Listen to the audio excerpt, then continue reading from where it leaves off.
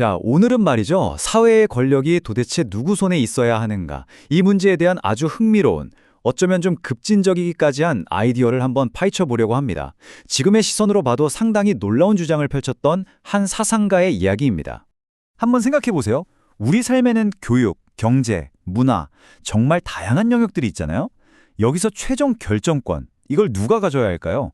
모든 걸 국가가 정해야 할까요? 아니면 우리 스스로가 해야 할까요? 바로 이 근본적인 질문에서 오늘 이야기가 시작됩니다. 자, 이 질문에 대해서 아브람 카이퍼라는 인물은요, 당시에 사회를 꽉 쥐고 있던 두 개의 거대한 생각의 정면으로 맞서면서 자신만의 아주 독특한 해답을 내놓습니다. 자, 한쪽에는 이런 생각이 있었어요. 국가는 전능하다. 모든 권력을 가져야 한다. 카이퍼는 이걸 완전 폭정이라고 봤죠. 그리고 다른 한쪽에는 프랑스 혁명이 외쳤던 주권은 오직 인민에게 있다는 생각이 있었는데 그는 이건 역시 더 높은 권위에 대한 반역이다 이렇게 본 거예요. 바로 이런 거대한 두 생각의 충돌 속에서 아브람 카이퍼가 권력에 대한 아주 근본적으로 다른 출발점을 제시합니다. 카이퍼의 이 모든 생각은요, 딱 하나의 아주 단단한 기초 위에서 시작됩니다. 이게 정말 중요한데요. 카이퍼가 말하는 주권, 그러니까 진짜 최종 권위는요. 왕이나 헌법처럼 인간이 만든 게 아니라는 겁니다. 오직 세상을 만든 창조주에게만 속해 있다는 거죠. 그렇다는 건 무슨 뜻일까요? 정부든 아니면 국민이든 우리 인간이 가진 모든 권력은 원래부터 우리 게 아니라는 거예요. 잠시 빌려오거나 위임받은 것에 불과하다는 거죠. 자, 그럼 그 권력은 대체 누구에게 위임되는 걸까요? 바로 이 지점에서 카이퍼의 가장 유명하고 또 가장 영향력 있는 사상, 바로 영역주권이 등장합니다. 이 영역주권이라는 개념, 이게 진짜 재밌어요. 우리가 사회를 보는 틀을 완전히 바꿔버리거든요. 권력이 딱 한 군데, 예를 들어 국가에만 집중되는 게 아니라는 겁니다. 우리가 살아가는 모습을 한번 떠올려 보세요. 가족이 있고, 교회가 있고, 학문이나 예술, 또 사업 같은 영역들이 있잖아요. 카이퍼는 이 모든 각각의 영역들이 정부로부터 권위를 받는 게 아니라 신으로부터 직접 권위를 부여받는다고 주장한 겁니다. 카이퍼는 이 관계를 기가 막히게 비유했는데요.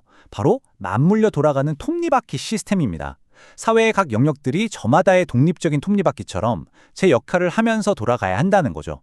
그런데 만약에 국가라는 아주 거대한 톱니바퀴가 나타나서 다른 모든 톱니바퀴를 자기 마음대로 돌리려고 하면 어떻게 될까요? 그렇죠. 시스템 전체가 망가져 버리는 겁니다. 자, 그럼 이런 질문이 생기죠. 국가가 모든 것의 주인이 아니라면 도대체 국가의 역할은 뭘까요? 카이퍼는 국가에게 아주 특별하면서도 명확하게 제한된 임무가 있다고 봤습니다. 바로 이 지점에서 결정적인 차이가 드러납니다. 국가는 모든 영역 위에 군림하는 최고 통치자가 아니에요. 그보다는 마치 경기장의 심판처럼 아주 특정하고 제한된 역할을 맡는다는 거죠.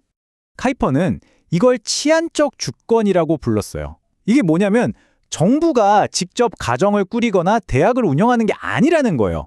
그 대신 각 영역이 서로의 관계를 침범하지 않도록 지켜주고 만약 갈등이 생기면 공정하게 해결해주고 또 스스로 잘 발전할 수 있도록 방해가 되는 것들을 치워주는 역할, 딱 거기까지라는 겁니다.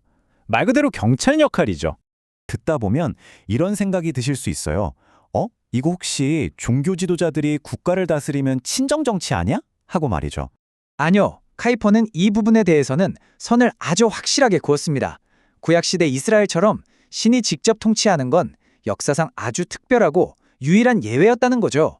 현대국가의 모델이 될 수는 없다고 본 거예요.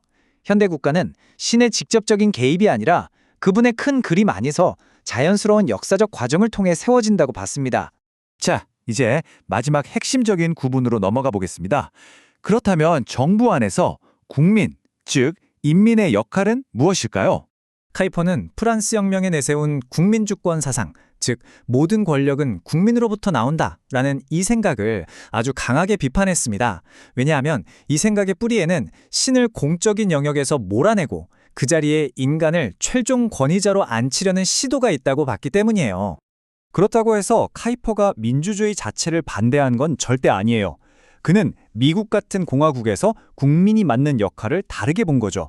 국민이 권력의 근원이나 주인이 아니라 하나님이 지도자를 세우기 위해 사용하시는 기관 또는 도구라는 겁니다. 즉 국민은 그 막강한 권한을 행사할 사람을 그저 지명할 뿐이라는 거죠.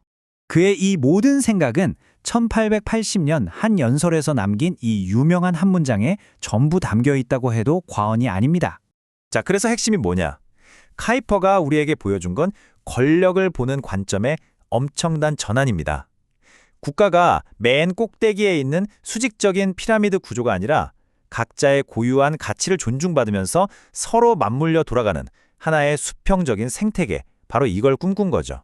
100년도 더 된 이 아이디어가 오늘날 우리에게 던지는 질문은 결코 가볍지 않습니다. 여러분의 삶 속에서 예를 들어 가정이나 직장 혹은 여러분의 신념 같은 그런 영역들에 국가의 경계선이 어디까지 그어져야 한다고 생각하시나요? 오늘 이야기가 여러분에게 한 번쯤 깊이 생각해 볼 만한 계기가 되었으면 좋겠습니다. 함께 해주셔서 감사합니다.